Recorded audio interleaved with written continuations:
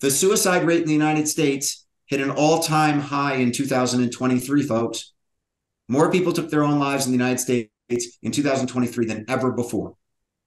That is a sad statement about the mental health of our country. So as we talk about, oh, interest rates are up, inflation is pinching, going to the grocery store, all that kind of stuff, let's be really clear about the fact that there are people who have real problems and are really suffering. And let's just keep them in mind and try and help them at this time of year where those people who hopefully who are listening have the ability to help others.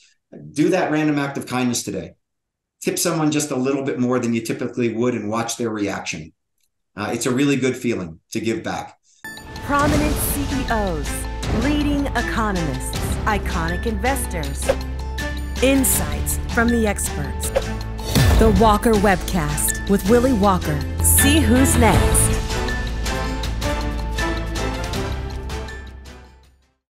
A couple things before we start. I've been avoiding this webcast for quite some time, and I'm excited to do it, and I'm very excited to do it with my friend Danny Gabriel.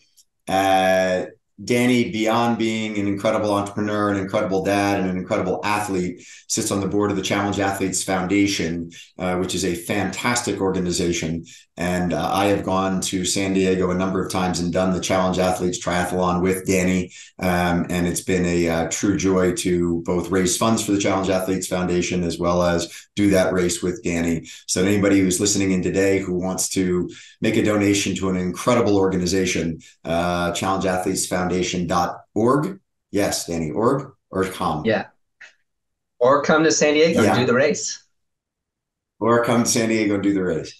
Second thing, got a lot of great questions. I mean, a lot of great questions. Thank you, everyone who wrote in questions. I've left it to Danny to figure out which ones he's going to ask me today. There were some really fun ones that came in. We're going to avoid the questions about, no, we're not going to completely avoid questions about politics, but we're going to certainly avoid questions about me and politics. And we're also going to, there were a couple fun ones from my training buddies who asked about times that they beat me on training rides or training runs or in races, to Dave Narrow and Stefan and others who have beaten me handily at various times in our racing careers.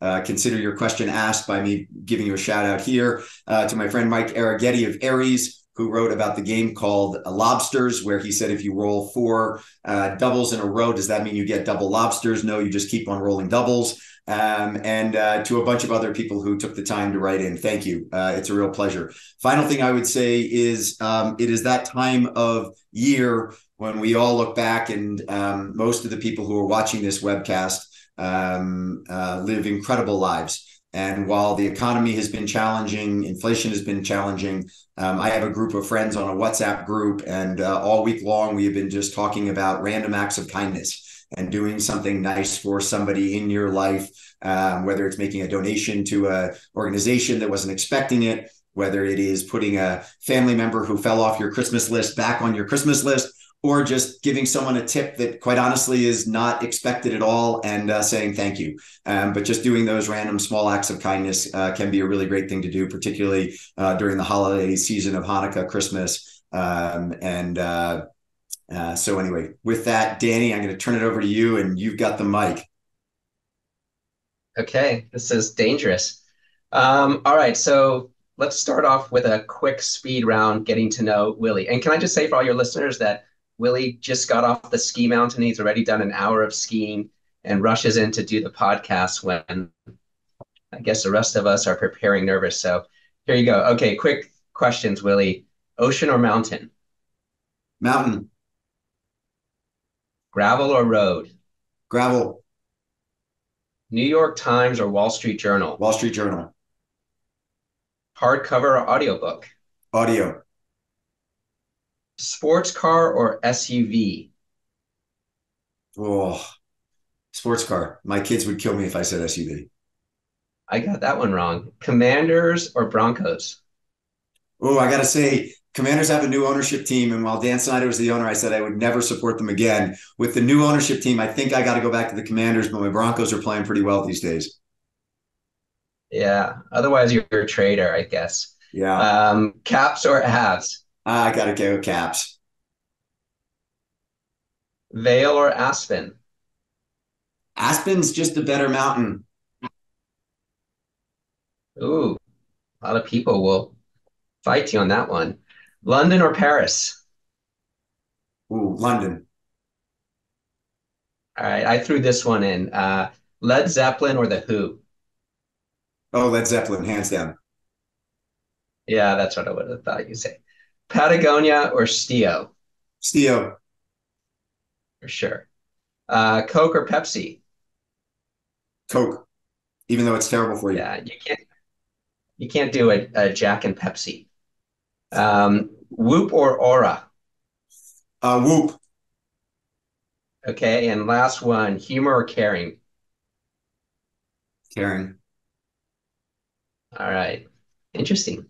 All right, so now I'm gonna flip over to some questions. You have a lot of smart listeners. I actually had to Google some of the questions to understand them. But all right, so starting with a little bit more of getting to know you. And this one comes from your buddy Mike Altman at Cortland, one of the best personalities in our business, I think.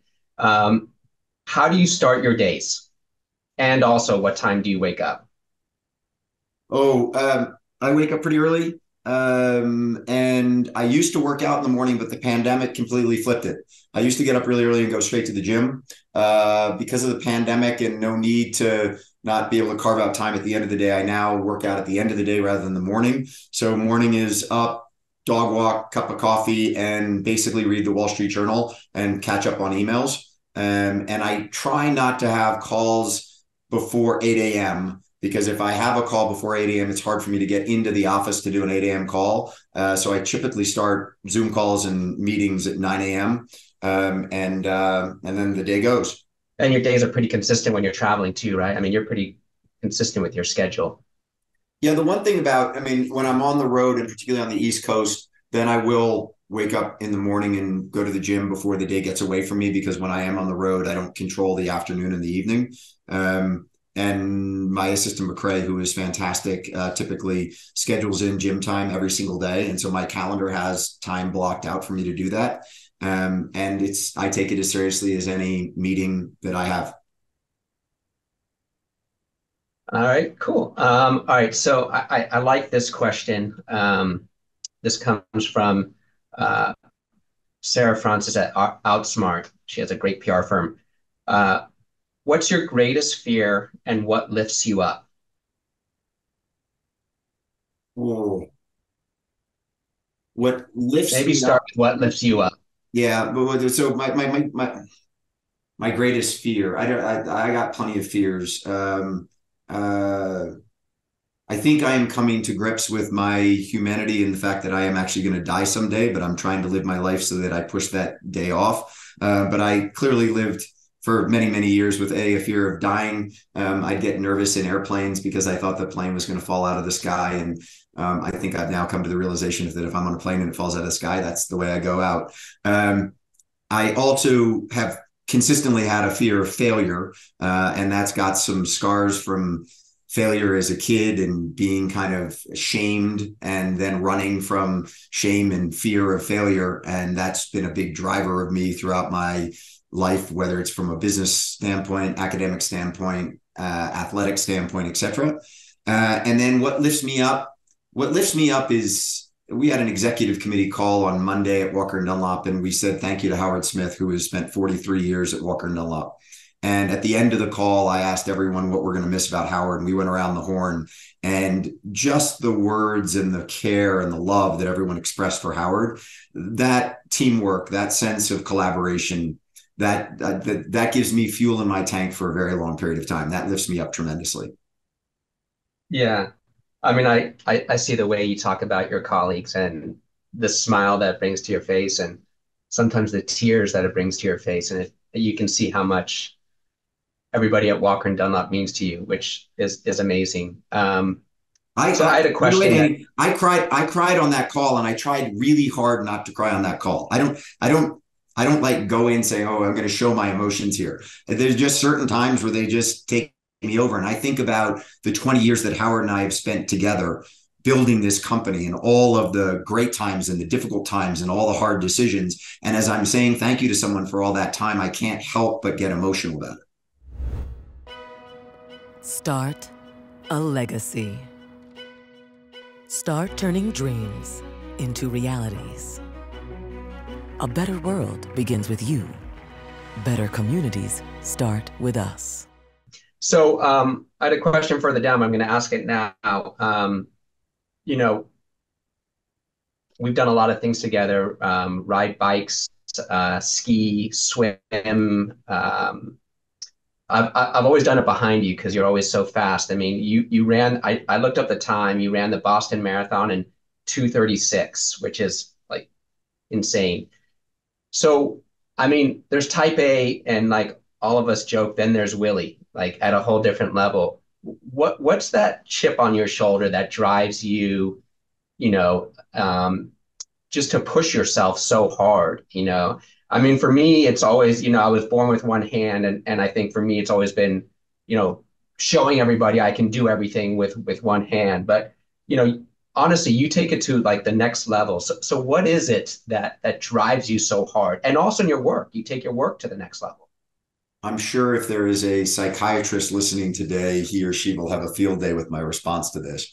I mean, think I developed some you were pretty big talking chips about on as a my kid? shoulder in my sort of youth formative years, of just being. I went to an extremely good day school in Washington, and all the kids there were extremely talented and capable, and so there was this big drive to be the best athlete, to be the best student, what have you. And if you weren't, you kind of got shamed by the teachers, by your fellow students, what have you. And so I kind of had that built in early. And by the way, I got shamed. I failed. I was not the greatest student. I was a pretty good athlete, and I was, president of my class and a prefect and things like that. And captain of my teams. So I was a leader and an athlete, but I wasn't a great student. And it wasn't until I really kind of clicked in to learning after I got out of college that I realized that actually I was pretty smart, and that just learning in an academic situation, I was perfectly good, but not great. And that I could actually learn a lot on my own. But when I went to Harvard, Danny, I was the only student at Harvard who went to St. Lawrence. There was somebody ahead of me who'd gone and graduated in my same class at St. Lawrence, who was also at HBS, but she was a second year. But we were like two people. We were the only two at Harvard who'd gone to St. Lawrence. And, there were tons of people from Cal where you went to school, and 1,000 people from Harvard and Yale and Stanford and all these other places. And so I showed up with this, like, do I belong here? And can I make it? And so, when I got there and realized that I was actually doing really, really well and made first year honors and ran the marathon in 2:36 and was on the hockey team and the lacrosse team, I sort of had this sense of, wow, you can run with the bulls, if you will. You can keep up with these people. And I think that sense of accomplishment just really stimulated me to the point where I've just constantly been going for the next challenge, the next opportunity, what have you. And then the final thing I would just say is that I am honestly really lucky that I have a ton of energy. I'm in good health, tap wood. I wake up early. I stay up not too late. I get plenty of sleep, but there's never a day where I just sort of say, I really want to just relax. And it was kind of funny because my girlfriend was with me at a board meeting a month and a half ago, and Jack Balaban, who Jack and I woke up and had breakfast, and my girlfriend was sleeping in, and Jack's like, "Where's Sarah?" And I said, "Oh, she's sleeping in." He says, "Oh, I thought she always kind of woke up with you." I said, "She typically goes for about 2 days on my pace, and then she needs a full day to recover, and then she can come back and keep up at my pace." And Jack kind of looked at me and goes, "That makes perfect sense." And that's, I run fast. So you said something there in at the beginning. You said when you showed up to Harvard that, it was like proving to yourself that you belong there. Do you get any of that? Do you have any of those feelings running Walker and Dunlop, or in the beginning as CEO? Did you have those feelings like you have to prove to yourself, I belong here? Like, I can be the CEO of a big finance company. Well, the one thing that I was never going to allow happen was that someone would say that I kind of stepped into the family company and just was sort of a steward of the company and wasn't doing anything with it. So, to my fault, when I got to Walker & Dunlop, I very clearly wanted to put my footprint on the firm, and did it in a very dramatic way, did it probably a little bit too fast for some people who were at the firm. I clearly was not thankful or respectful enough to my father and the amazing firm that he had built. As I have gotten older and look back on that, I've said that many times and have said it directly to my dad. He was exceedingly mature in handling the fact that his son had stepped into the company that he had built and that was very successful and took it to a new level. And he loved seeing that. But I think that at those early days, I was a little bit too much like, this is my show. I'm going to show the world that I've built this place, when I was super lucky to step into a firm that my grandfather had founded, my father had run brilliantly, and that I had this incredible culture and platform to then go build upon. And so if I look back, I would clearly criticize myself for running a little roughshod during that period of time. But that was my own insecurity of wanting to make sure that everyone knew that, Willy had done great things and it hadn't just stepped into the family company and was just a steward of the family company. And that was just my own insecurity. Yeah. And, I think we learn more from the things we do wrong than the things we do right in life. Okay, let me move on to, I wanted to ask this question because I think it's so cool that one of your professors from St. Lawrence asked a question in the group. So, and if I say people's names wrong, I apologize, but this comes from Jillian McKernan Wally, and she asks, your commitment to self-care is a model for our students. Is there a moment in your life that inspired this? Was there any moment in your education and development at St. Lawrence that was pivotal to your development as a leader? Ooh, yeah, two different things. One, being a college athlete, as you were, Danny, was a huge help. A lot of people, if you will, lose their health in college. There's, you kind of take a high school sport, you're in pretty good shape. You get to college, you start to party, you forget about athletics, you forget about taking care of yourself, and then you created kind of habits that keep going. I was fortunate to play college athletics. But I did lose my health when I moved to Latin America. And I remember distinctly that I was eating too much and I put on a bunch of weight. And in Latin America, as you know, Danny, because you spent a bunch of time down there, Latinos are very direct in giving you feedback. If my hair is getting a little bit gray, they'll say, "Oh, you're getting a little gray in the hair." If I'm putting on a little bit of weight, they'll say, "Hey, gordito, what's going on?" And I remember sort of being, they were joking with me. In the United States, you'd never walk up to somebody and say, "You're looking a little fat these days." But in Paraguay, where I was living, all my friends would be like, "Dude, you're getting fat." And they talk about it. And all of a sudden I was like, I don't want to be fat. I don't want to. I was kind of getting shamed to it. So I went out and started to put health and exercise into my daily routine. And that was really where I built it in, waking up every single morning and getting health and taking care of my fitness. As it relates to leadership experience, we had a really bad situation in my fraternity. I was president of the fraternity. We had a woman who almost died of alcohol poisoning at a party. We fortunately got her to the hospital. I wasn't drinking that night because I had a lacrosse game the next day. So I was stone sober, got her to the hospital, and fortunately she was fine. But we had to take disciplinary action after that, as you can imagine. And having to kick out two of my brothers out of the fraternity was one of the most unpopular and difficult things that I ever had to do. But doing what you needed to do as a leader and not as a friend, I learned that lesson very early in a very personal way, where I had plenty of my fraternity brothers saying, "Dude, you can't kick that guy out of the fraternity." And I was like, I don't have any choice, because if I don't do it, we're going to lose this house. And so learning at an early age those types of trade-offs of leadership was an indelible lesson that I learned. I feel like every one of your friends I've met from St. Lawrence, they're just like great people that go to that school. And don't you think, just going back onto your exercise, I mean, there's a mental health aspect to your exercise, wouldn't you say, where, and I think that's important, that, I mean, I've done a lot of things with you where, I feel like when you go exercise or do long ride and stuff, there's a mental regeneration of the rejuvenation of the brain. It's like, I feel like that's your peaceful time.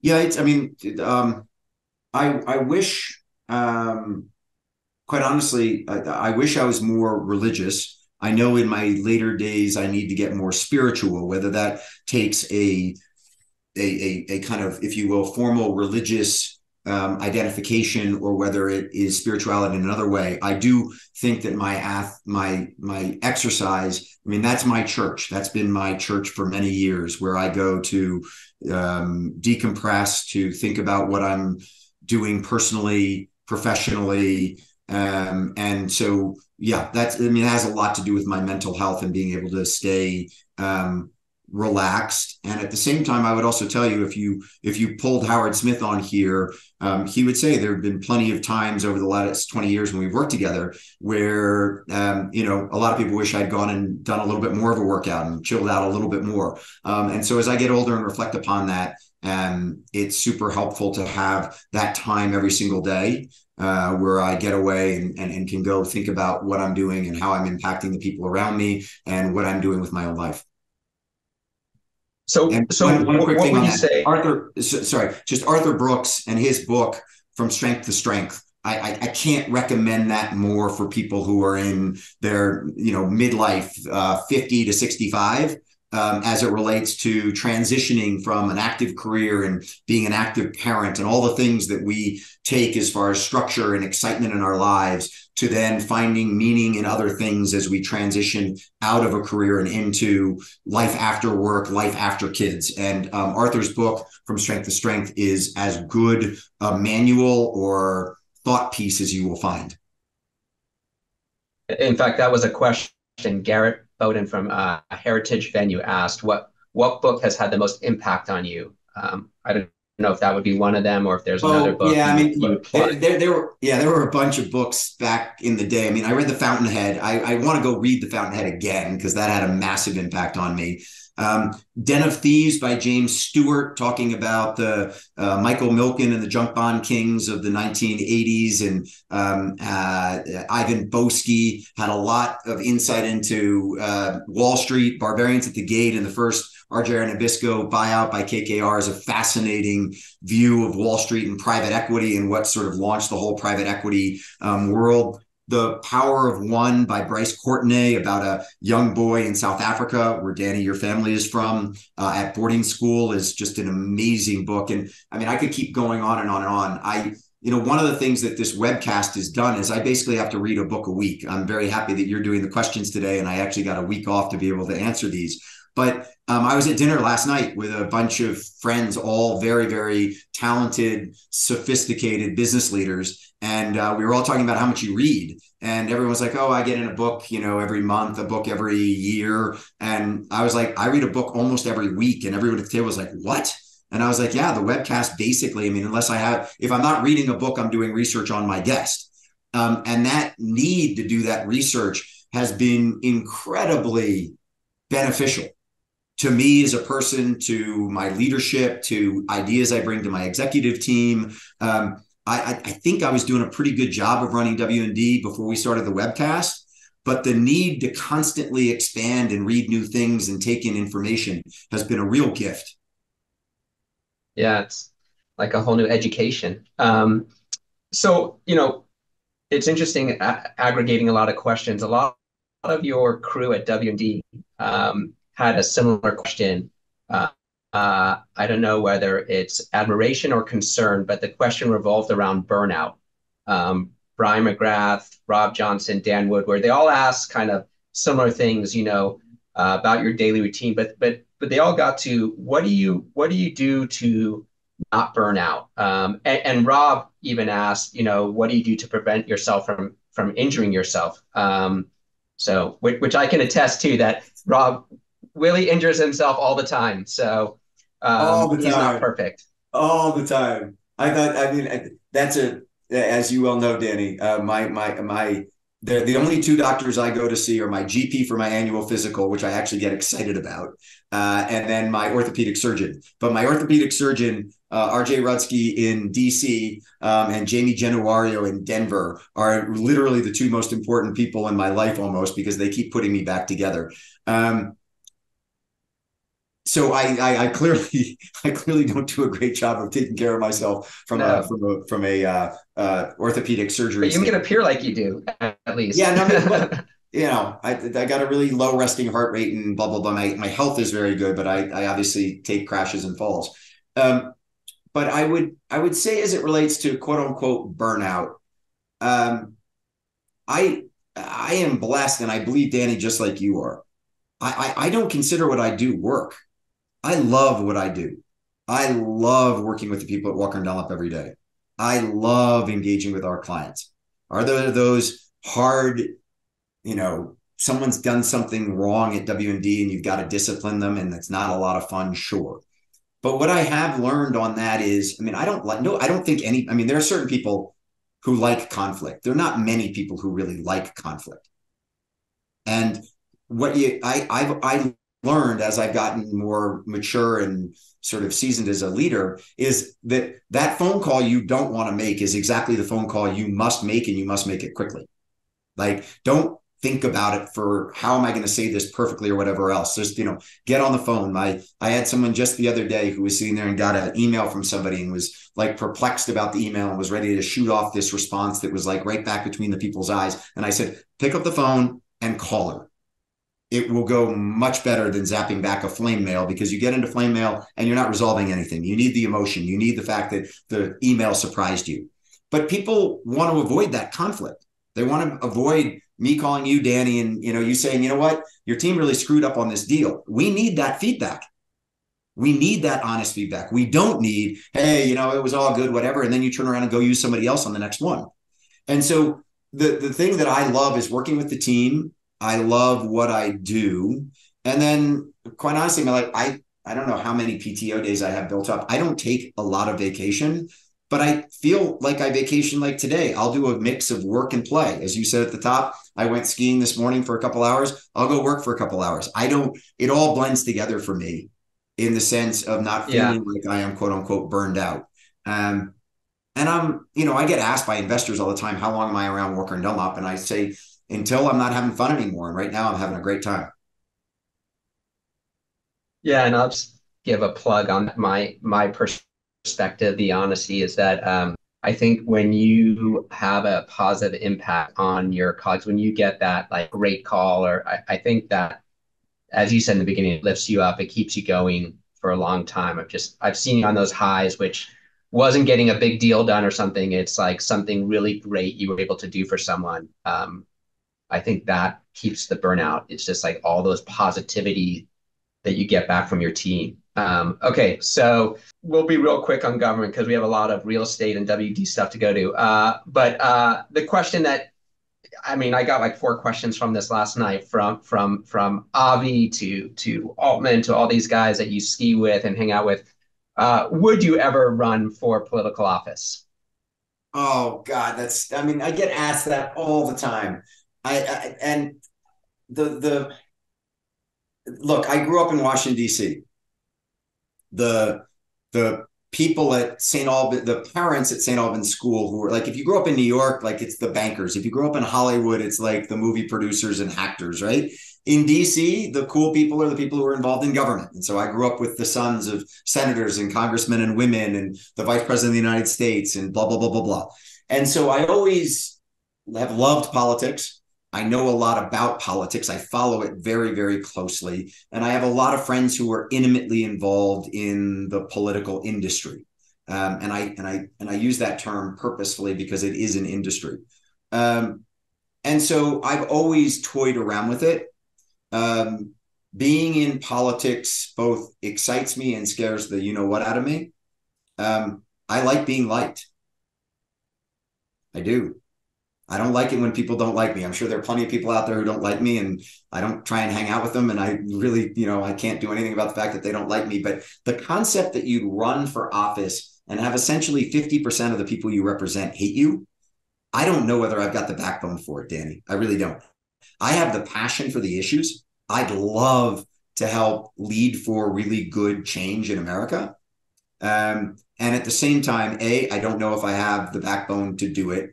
And then the third thing is that I love my job. I love what I do. I love leading Walker and Dunlop. And I think we do a lot at Walker and Dunlop to change the world that we're in. But clearly, if you're a governor of a state or a senator in DC, you have a huge amount of impact. That's 150 people who, and other than the president and the vice president, so you got 152 people basically who really run our world. Being one of those 152 people, that's a you can have a massive impact. So it's always been something that I've thought about. Maybe at some time in the future when I've got W&D in the hands of somebody else to run it at some point. But right now, I have too much fun doing what I'm doing, and love our team and everything that's going on to even really contemplate it very seriously. All right. One more government question, which is rather specific, but I thought it was pretty interesting. And this comes from Jeff Dean at W&D. Are the days of long-term federal budgets past? Are we now in the era of only continuing resolutions from Congress? How does that impact the market? So there are a couple things on that one real quick. The first is you can blame aviation deregulation, which, by the way, I'm all for, and it's great that we can fly on Southwest Airlines for $110 from San Diego to Denver or whatever the cost of the trip is. But airline deregulation and the growth of Southwest Airlines allowed every member of Congress to basically commute. When I was growing up and living in Washington, D.C., congressmen and congresswomen lived in Washington, D.C. Senators lived in Washington, D.C. And so what did that do? It made it so that they lived in DC, they had kids at the same school, they had dinner with one another, whether they were Republican or Democrat, and they actually talked about the issues.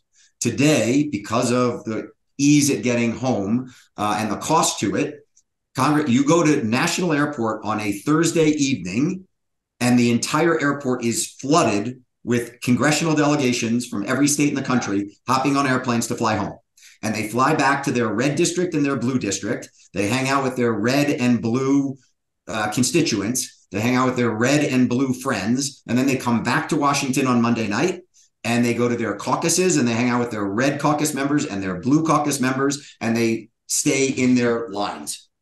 And they don't talk about issues. They don't compromise. They don't understand that. I'll give you one quick example. Roy Blunt, great senator from the state of Missouri, wonderful person, one of my really good friends. Roy and I don't agree on a lot of things politically. But his son, Charlie, and my son, Charlie, were best friends at St. Albans School. And we would sit at dinner and we would sit on the sidelines of soccer games and we would talk about everything under the sun. And I will tell you something. I have all the time in the world for Roy Blunt and anything he thinks about politically because I respect him as a person.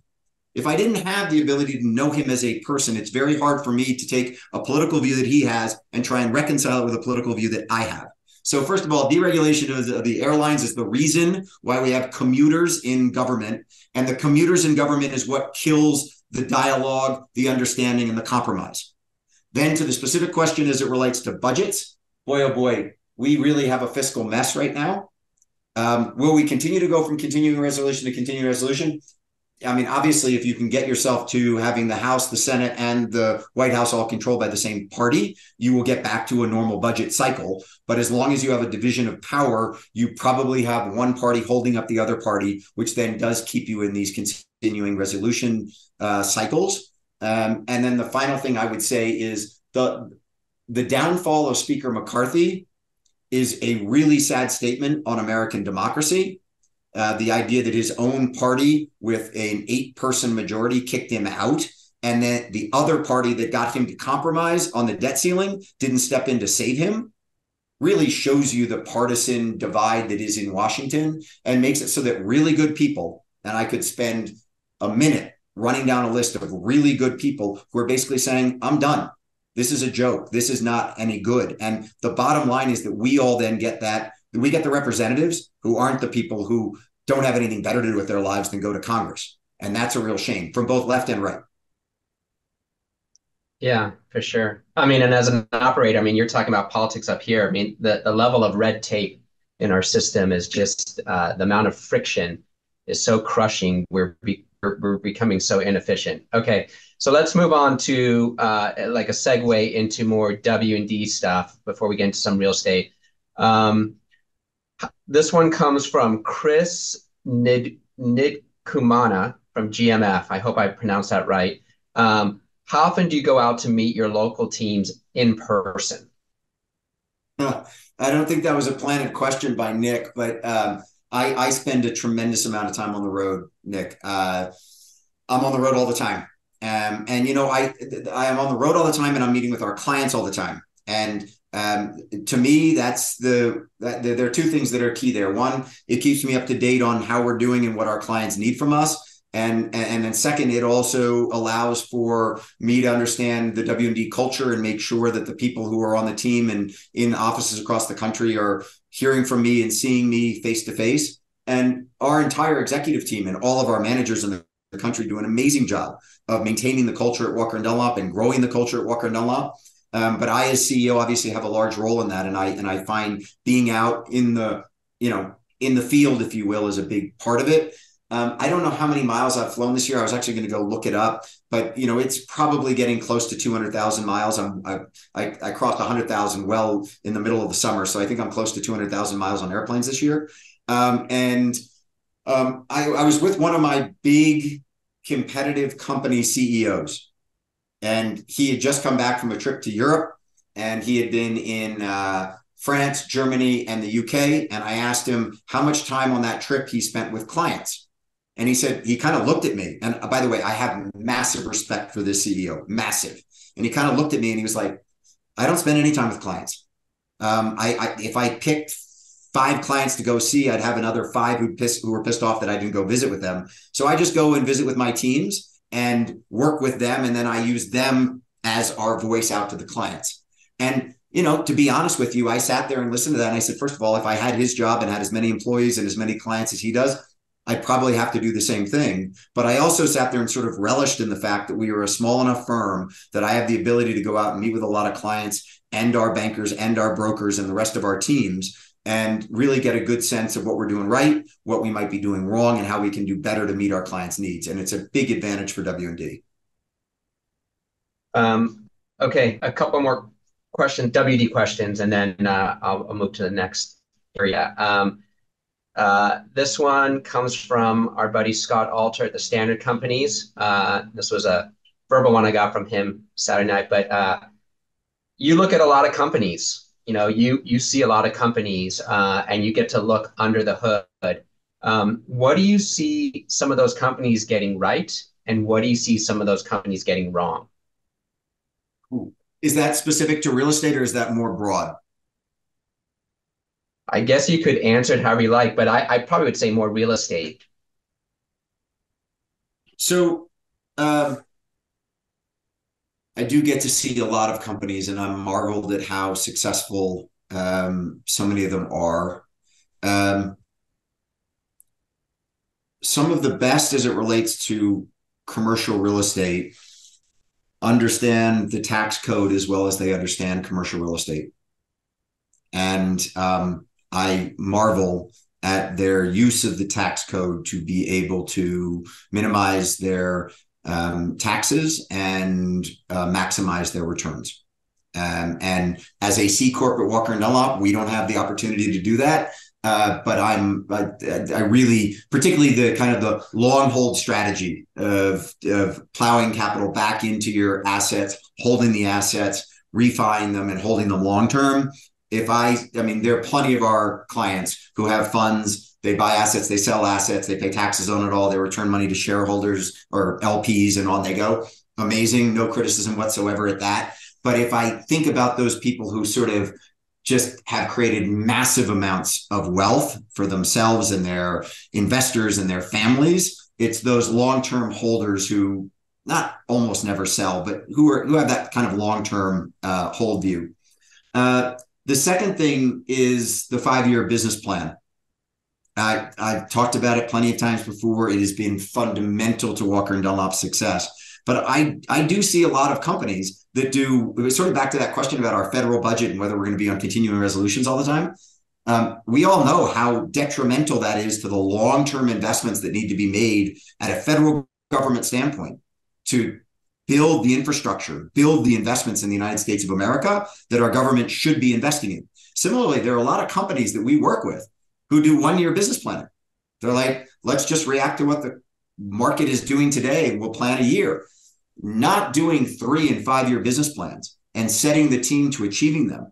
They're hard to do. They have to be highly ambitious and bold. But that 5-year business planning process has been a fundamental management tool at Walker & Dunlop. And anytime I have the ability to engage with another CEO, sort of saying, what could we do here? And we're trying to grow and scale and what have you. That's the one very practical, very tangible change, if you will, that someone can implement that, at least as far as Walker & Dunlop is concerned, has been fundamental to our growth and our success.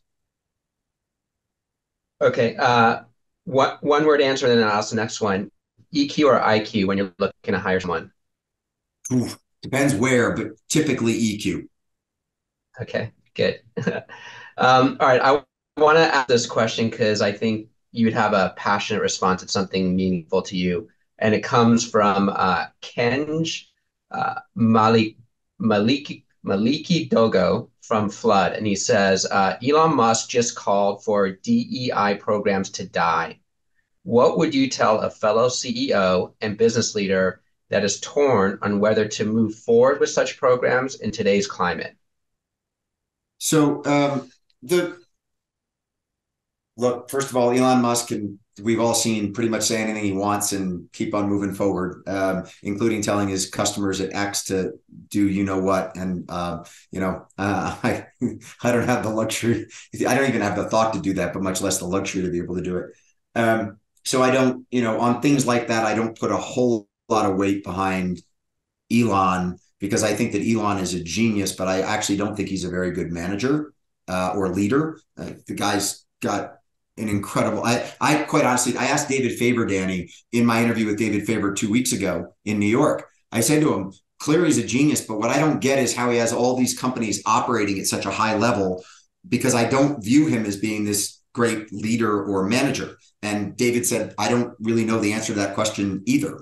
But here's what I'd say. First of all, ESG, let's go to the broader rather than DE&I. Let's go to ESG, environmental, social, and government.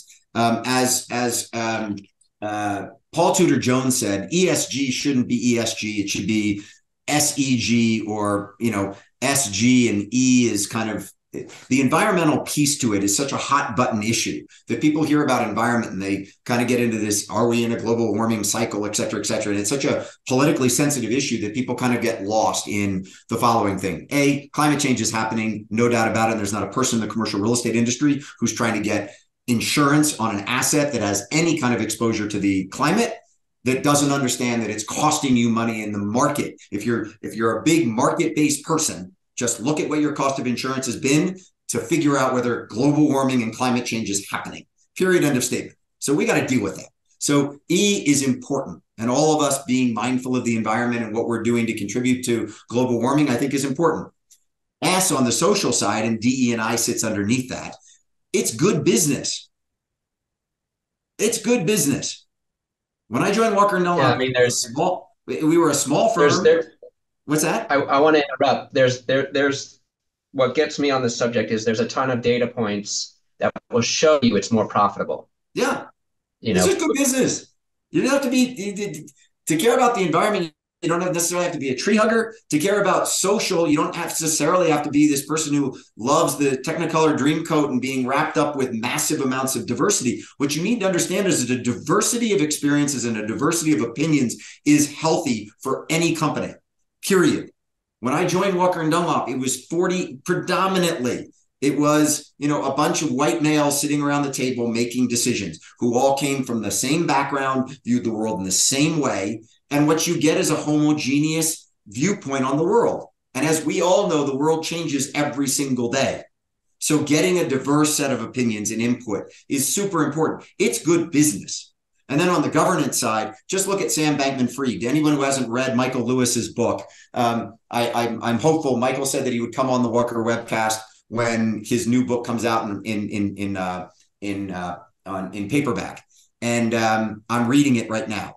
You want to talk about governance? Like, Sam Bankman-Fried is a brilliant dude.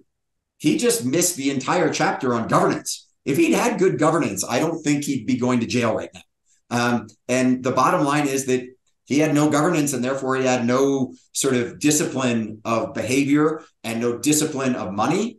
And guess what? He's going to spend the rest of his life in jail because of it. So governance, we all know, is super, super needed.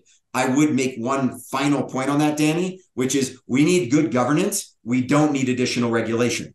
In my conversations recently with Faber, I took off on Gary Gensler at the SEC. I think Gary Gensler is scaring any company that would even contemplate going public to stay private because of the added regulatory burden and personal liability that he's putting people like myself and other public company CEOs at. It's like every single quarter I sign our financial statements. Do I sit there and read every single dollar and cent in our financial statements? Of course I don't. I trust my team that what they're giving me and it's been signed off by my CFO is documents that I can sign off on. I take massive personal liability because of that.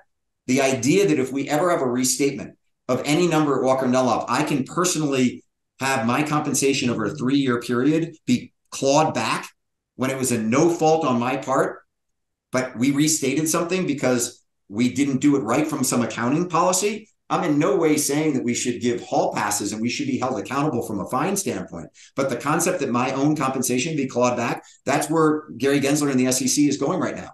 So they just keep, the big irony of all this, and I'll make one final point, is this. Elizabeth Warren wants to protect the common investor, the common American citizen. And what she is doing with this regulatory burden that she's putting on banks and publicly traded companies is she's pushing everything into the private market. And as you and I know, Danny, the only people who can invest in the private market are qualified investors who, by definition, are rich. So she sits there and talks about the fact that we need more equality in the world. We need to get income disparity down. And yet she pushes more and more companies into the private sector and private equity-backed companies and hurts companies who are in the public sector where the common investor can invest and make returns and make equity returns on their investment. And I find that to be really, really, really disappointing. I can tell. I love watching you get worked up. So I'm going backwards because you said something there. And so I'm going to go back to some questions I skipped. One was from Derek Lamarck at Abex Builders. And in fact, we had like 3 or 4 of these questions. And it's a simple one. So in today's climate, would you rather be a public company or a private company? Look, we benefit greatly from being a publicly traded company. We've now got scale. We've now got float in our stock.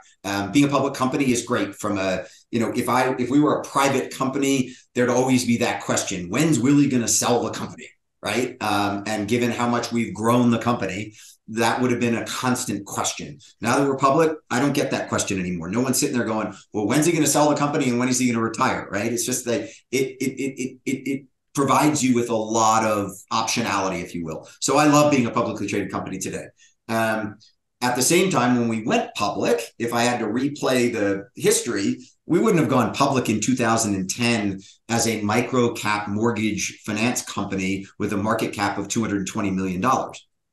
The world did not need a $220 million micro cap mortgage finance company in 2010, period, end of statement. I was stupid enough, arrogant enough, and excited enough to do it. But as I replay the clock, it was really lucky we did it though, Danny, because as you know, we use the currency of being a publicly traded company to acquire a ton of companies. And so it's been a huge, fuel of our growth. So I'm very happy that we did it when we did it. But at the same time, you can get just as much from private equity as you can from the public markets today, given the billions and trillions of dollars that are managed by private equity firms. Yeah, I could ask you a zillion questions on that one, but let's keep going. Okay, I'm going to ask you 2 questions together, 2 separate, just to keep things moving. The first one, so let me ask both. Do you think the U.S. is facing a medium to long-term labor shortage? And if so, what do you see as a consequence? That's from David Duro at Aaron Fox. And then on top of that, how do you think AI impacts this issue?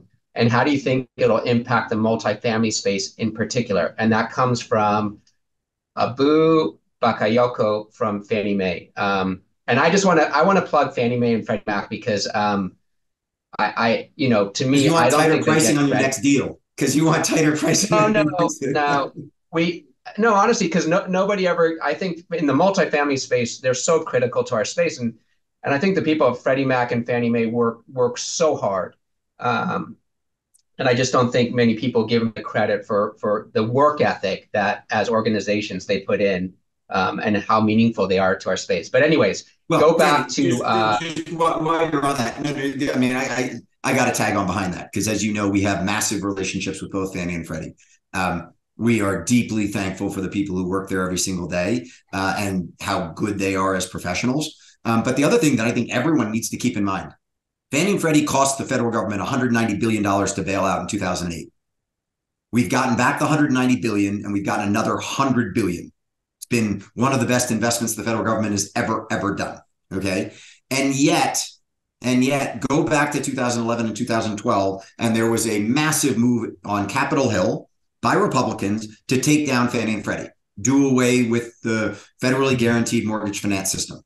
If we didn't have Fannie and Freddie, 80% of homeowners in America today would likely have floating rate short-term debt on their home. It is thanks to Fannie and Freddie that 80% of homeowners in America have a fixed rate mortgage under 5% today and don't even have to worry about that side of their balance sheet. They don't have to worry about that input on their income statement on a monthly basis. We have gotten through the soft landing, the great tightening, whatever you want to talk about over the last 2 years, incredibly well, thanks to the consumer. And the consumer has done incredibly well because they don't have floating rate mortgages on their homes. They've got fixed rate long-term mortgages, and that is 100% thanks to Fannie Freddie, period. So had we gotten away with them and done what the Republicans wanted, we wouldn't be benefiting from them today. And people forget that. And they shouldn't. It's a great model yeah, for sure. It's a model of public-private partnership, right? I mean, Freddie and Fannie are incredibly efficient the way they work. 100%. And by the way, as you well know, Danny, in the multifamily space, private capital is in front of government capital on every single mortgage. We take the first loss position on all of our Fannie Mae DUS loans, and BP Spires take the first loss position on all Freddie Mac K series. So they've got it right. We as a country have it right, and we all ought to be thankful for that. Okay, on to your other quick questions as it relates to AI. AI and labor. Well, labor, yeah, the labor side of it gets into someone just heard me saying Republicans were terrible for trying to take down Fannie and Freddie. I'll now flip around to the other side. I don't get why Democrats don't want to seal the border and have legal immigration into the United States. I don't get why Democrats think that illegal immigration is good to the United States of America. I just don't get it.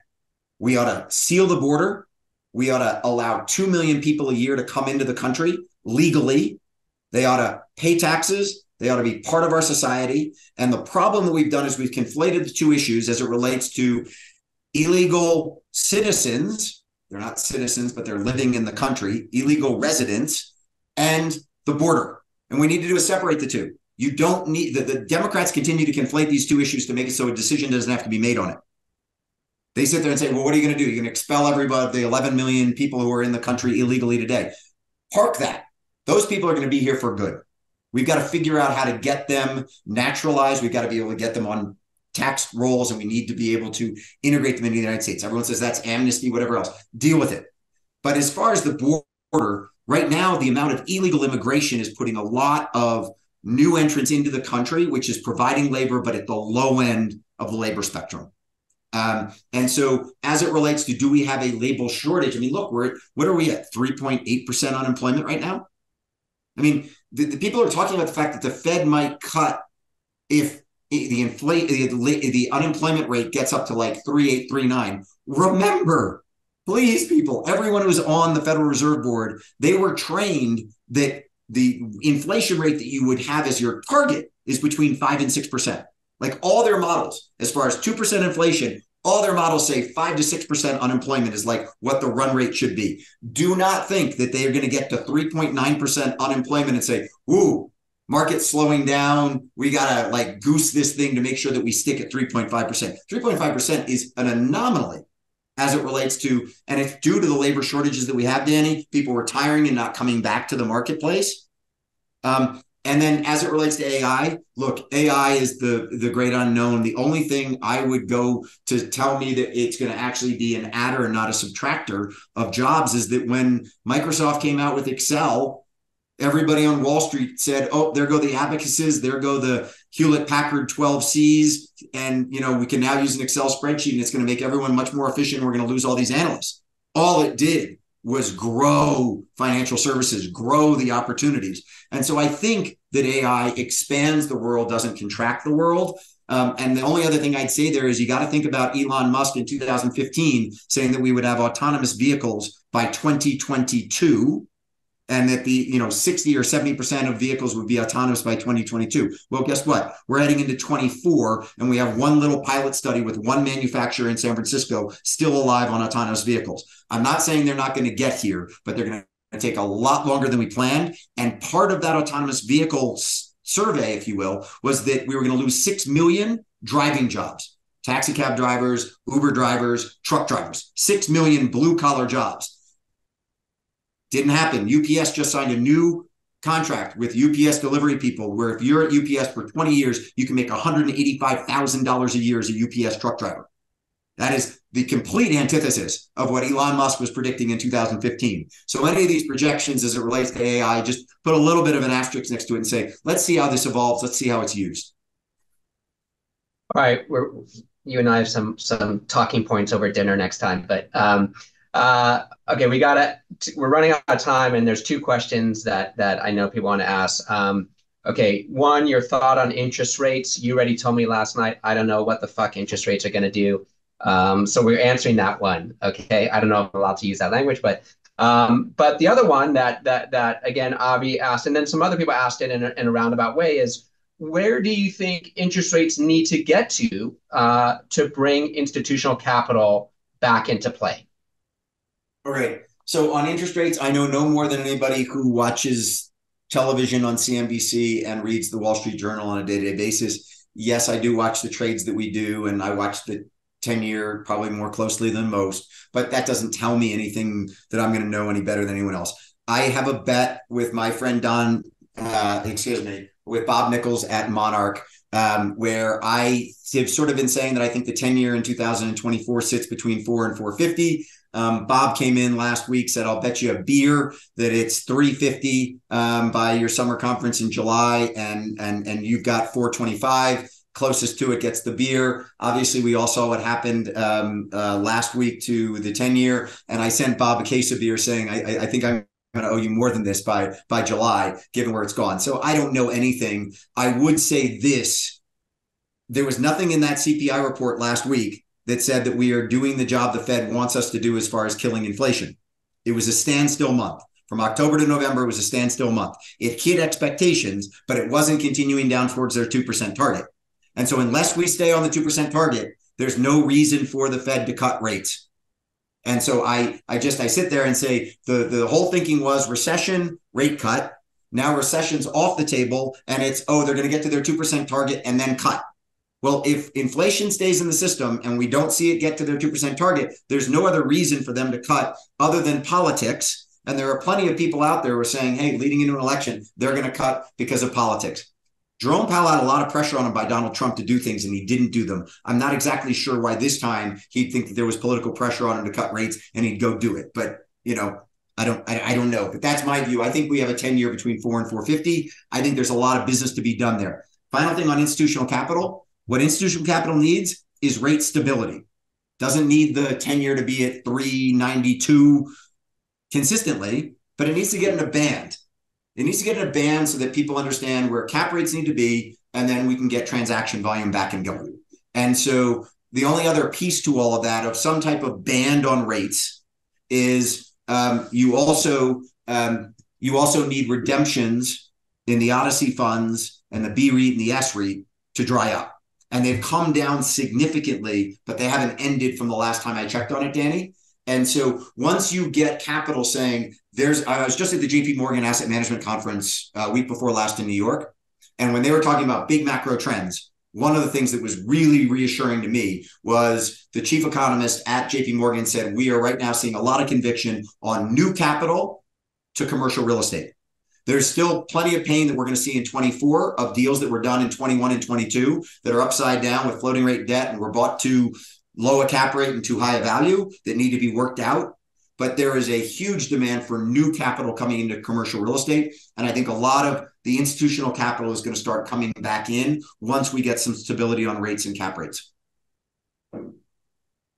Yeah, I would just plug from my side, interest rates are half the equation and operations are the other half. And you could have interest rates staying the same.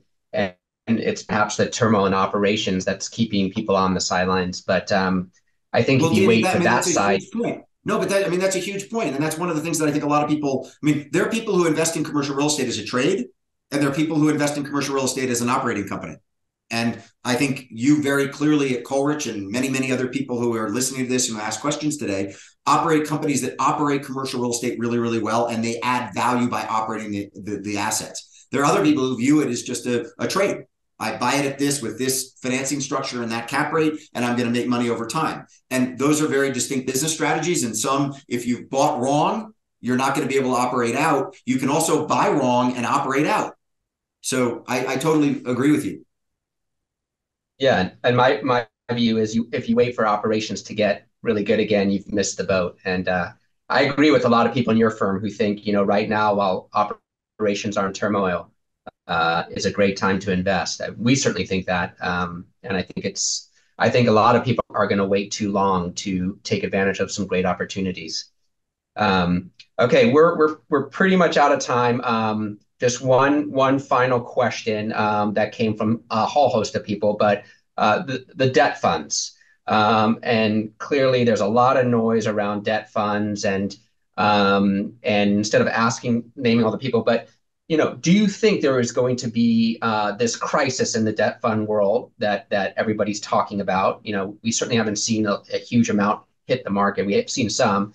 And then some other people asked, like Mark Grace from your shop asked, kind of what fills that gap, where a lot of funding was coming from debt funds. Where do you replace that funding from? So it's a reasonably complex answer. A couple quick data points. $55 billion of commercial real estate debt outstanding originated by debt funds in 2021 and 2022.